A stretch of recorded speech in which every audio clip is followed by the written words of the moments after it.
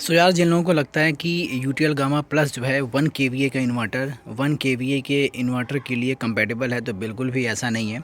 अगर देखा जाए तो इसका जो है 0.65 फैक्टर आता है, जो कि ये 650 वाट उठा पाता है। उसके बाद ये ओवरलोड हो जाएगा और फिर आपका बीप करके बंद हो जाएगा। तो अगर आप लोग ये सोच रहे हो कि मैं इस इन्वर्टर को ले लूँगा, 12 वोल्ट की बैटरी ले लूँगा, मस्त 2-4 पैनल ले लूँगा, 1000 वाट 1200 वाट तक पहुंचा करके अपने इस इन्वर्टर पर 1000 वाट का लोड, या फिर आप कह लो कि चलो 0.8 फैक्टर ले लेते हैं, तो 800 वाट का लोड उठा करके अपनी फ्रिज चला लूँगा, कुछ सीलिंग फ़ैन, मतलब 2 कमरे का घर जो है वो चला लूँगा। तो ये इसके साथ तो इम्पॉसिबल है। मैंने चला करके दिखा दिया है, अपनी कुछ पुरानी वीडियोज़ में आपको देखने को बहुत जल्द मिल जाएगी, जिसमें ये फ्रिज को ऑन नहीं कर पाता है। होता क्या है कि जैसे इस पर फ्रिज का लोड पड़ता है, ये तुरंत शॉर्ट सर्किट बता करके इसका जो मीटर है ये वाला, ये ऑरेंज हो जाता है, ऑरेंज या फिर पिंक ऐसे कुछ हो जाता है, और उसके बाद ये बंद हो जाएगा। फिर मतलब ऑन ही नहीं होगा, फ्रिज ऑन ही नहीं होना है। तो इसका जो मैक्सिमम लोड है वो 650 वाट है, और 650 वाट पर मैं बता दूँ, ये अपनी ज़िंदगी के आखिरी दिन गिन रहा होता है। आप किसी भी चीज़ को उसके मैक्सिमम पोटेंशियल पर ज़्यादा देर तक रन नहीं कर सकते हो। ज़्यादा से ज़्यादा ये 350-400 वाट, 400 वाट भी बहुत ज़्यादा मैंने बोल दिया, उस पर रहने के बाद ये इतना ज़्यादा हीट होगा कि इसकी लाइफ ज़्यादा बचेगी नहीं। तो ये बात अपने दिमाग से निकाल दें कि मैं इस पर ये चला लूँगा, वो चला लूँगा। चल जाएगा, टेस्टिंग पर्पज़ के लिए मैं भी चला के दिखा देता हूँ, लेकिन लाइफ अगर देखी जाए तो बहुत जल्द आपको इसकी वारंटी जो है लेनी पड़ेगी। भैया ये बना दो, वो बना दो, ये रिपेयर करवा दो। उसके बाद जब वारंटी ख़त्म हो जाएगी तो ये कूड़ा हो जाएगा। तो ये अपने अपने दिमाग से निकाल दिया जाए कि वारी के कुछ पैनल ले लो या लूम के कोई भी पैनल ले लो। मैं इसका वो प्रमोशन नहीं कर रहा हूँ, मुझे इनसे कुछ पैसे नहीं मिलने हैं। तो बस एक दिमाग में ये लेकर के मत चलो कि ये आपका मतलब बिना ग्रिड के घर चला देगा, नहीं चला सकता। आपको 24 वोल्ट का एक सेटअप लेना पड़ेगा, जो कम से कम जो है 1400-1500 वाट उठा सके, 2000 वीए का, जो 1400-1200 वाट उठा सके, ताकि आपका समरसेबुल कम से कम एक टाइम में किसी टाइम पर आप चलाना चाहें तो उस पर इंडक्शन चल जाता है। ये सारी चीज़ें चल जाती हैं उस पर, लेकिन 24 वोल्ट के सेटअप पर। लेकिन 12 वोल्ट के सेटअप पर इस इन्वर्टर के साथ तो इम्पॉसिबल है, बहुत मुश्किल है।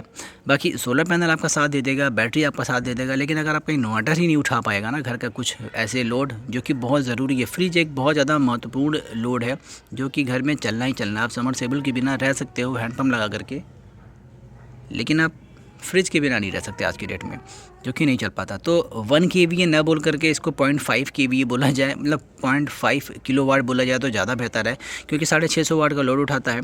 और हेल्दी वे में 500, 450, 500 इससे ज़्यादा वाट का लोड उठाना इसके लिए बहुत ज़्यादा इम्पॉसिबल है। बैटरी भी उतनी ज़्यादा लाइफ दे नहीं पाएगी। वैसे तो 12 वोल्ट की सिंगल बैटरी, डबल कर लेते तो शायद थोड़ा बहुत सपोर्ट भी कर दे। बाकी ये इम्पॉसिबल है इसके लिए भाई। अब आप लोग कैसे कहते हो कि ये फ्रिज चला लेता है? चला लेता होगा, जिसके पास इन्वर्टर फ्रिज है वो चला लेगा। चलाने का तो फिर तो इस पर एसी भी चल जाएगी, क्योंकि इन्वर्टर एसी जो होते हैं वो 400 वाट 500 वाट पर स्टार्ट हो जाते हैं, 250-300 वाट पर आके रुक जाते हैं, तो वो भी चल जाएगा। बाकी ये चीज़ दिमाग से निकाल दिया जाए कि ये ऐसा कुछ कारनामा करके दिखा सकता है। हाँ, इन्वर्टर बहुत अच्छा है, एमपीपीटी बहुत बढ़िया काम करता है, अच्छा खासा डबल टाइप का मुझे लगा कि बूस्टिंग कर देता है, मतलब डबल बूस्टिंग कर देता है, क्योंकि 12 वोल्ट का सेटअप है तो डबल तो करेगा ही। इस पर भी मुझे डबल मिल जाता है एम्पियर।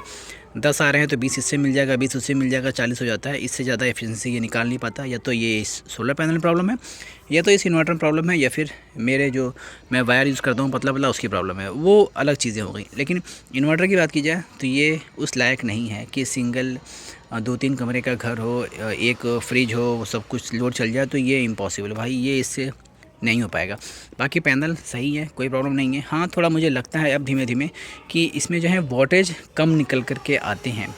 अभी तो वैसे धुंध वाला टाइम है, गर्मियों के मौसम में तो मुझे बहुत अच्छी इसकी एफिशिएंसी मिल रही थी, अच्छा खासा वोल्टेज मिल रहा था। लेकिन अभी ठंडियों में मुझे नहीं पता, क्योंकि अभी तक मैंने सोलर पैनल के साथ कई सीज़न बिताए नहीं हैं। अभी ये गर्मी बीती है और अब ठंडियाँ आ गई हैं, तो ऐसी कंडीशन में हो क्या रहा है कि गर्मियों में तो इसने अच्छा है परफॉर्मेंस दिया। लोग कह रहे थे बहुत ज़्यादा हीट होगा, ये होगा, वो होगा। ऐसा नहीं, मुझे तो ऐसा नहीं लगा। मगर हाँ, ठंडियों में रेडिएशन शायद सूरज की जो है वो पृथ्वी पर उतनी ज़्यादा अच्छे से लौट नहीं पाती है, आ नहीं पाती है, इस वजह से ये उतना अच्छा जनरेशन नहीं कर पाता है। बाकी आपका क्या ख्याल है वो मुझे कमेंट सेक्शन में बताइएगा। बाकी इस इन्वर्टर के बारे में बताइएगा ज़रूर कि ये आपके लिए क्या क्या लोड उठा पाता है भाई, मुझे ज़रूर बताना, मुझे ये जानना बहुत ज़्यादा ज़रूरी है। अदरवाइज़ ये मेरे लिए कूड़ा हो चुका है, कोई मतलब ही नहीं। मुझे लगा था कि मैं एक फ्रिज चलाने के लिए इसका यूज़ कर ले जाऊँगा, नहीं चला, कूड़ा है यार मेरे लिए। सो बस नेक्स्ट वीडियो मिलेंगे, फ़िलहाल अभी के लिए बस इतना ही। बाकी 1 kVA का सेटअप इसे मत कहना, बिल्कुल मत कहना। 24 वोल्ट का सेटअप ले लो, उसमें 1 kVA आप लोड उठा 1 किलोवाट लोड उठा लोगे। kVA तो कुछ भी हो जाएगा, आप खुद सोचो। 1000 VA का बोलते हैं और लोड उठाता है 650, तो पावर फैक्टर निकाल लो, ज़्यादा कुछ अच्छा नहीं है। सो बस बाय बाय।